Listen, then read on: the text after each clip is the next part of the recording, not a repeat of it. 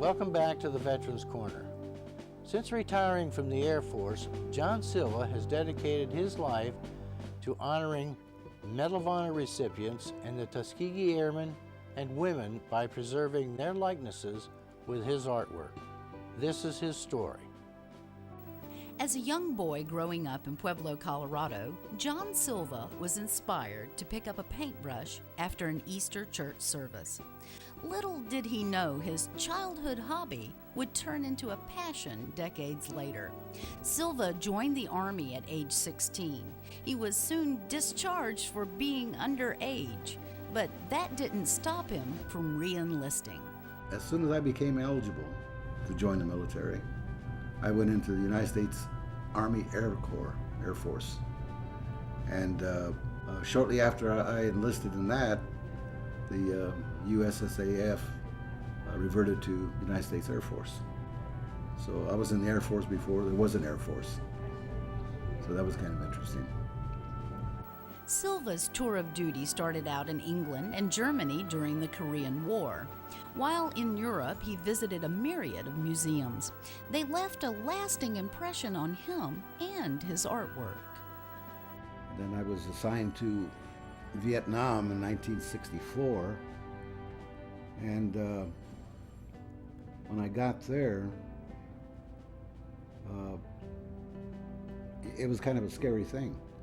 And then because of my experience in personnel, I was also the casualty NCO, which meant that I had to report deaths of all military personnel, Air Force personnel, or injuries. And it seemed that's all I was doing. And it just wasn't a good situation. After his tour in Vietnam, Silva returned to the States and retired from the military after 20 years of service. His civilian career was in businesses that served military personnel at base exchange services.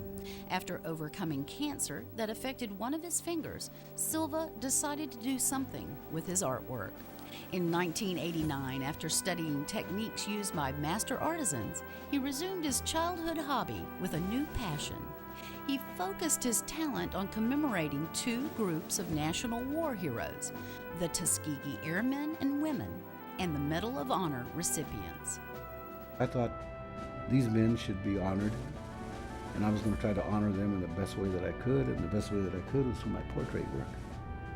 They're both interesting subjects. One is a group of people that were told that you don't have the intelligence to fly. And then they turn it about and to the point where Eleanor Roosevelt, the president's wife, came over, flew with one of them and said, "Honey, you better let these folks fly, because they can fly." And eventually they decided, we'll try it. And out of all the missions they flew during World War II, about 1,500 of them, they never lost one bomber to enemy aircraft. In fact, the American airmen would request that they be allowed to be escorted by the Tuskegee Airmen. Being ex-military, I can understand, especially when you read some of the citations that these people receive or what they've done. It's amazing. And after I got through reading all the things that these folks went through, and they were doing it for the country. They received bullet wounds, or they got killed. Somebody stepped on a landmine, or somebody fell on a hand grenade, or it didn't make any sense. These were real warriors. These were people that loved their fellow men to the point of death, and were willing to sacrifice their own lives for their friends. VFW Post 39 in St. Petersburg, established in the early 1900s and said to be the oldest post in the South, is home to many of Silva's portraits and other military memorabilia. We have two rooms that are dedicated, one to the Medal of Honor recipients and the other to the Tuskegee Airmen, some of the women, and some of the enlisted people that served with them.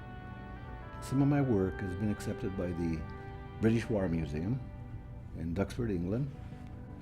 It's also been accepted by the Smithsonian Aerospace Museum. I have a complete or almost a complete set of my work at MacDill Air Force Base in the food court. Silva's collection is about 40 pieces and growing. His work is on display at other locations ranging from Bay Pines Medical Center to the Pentagon.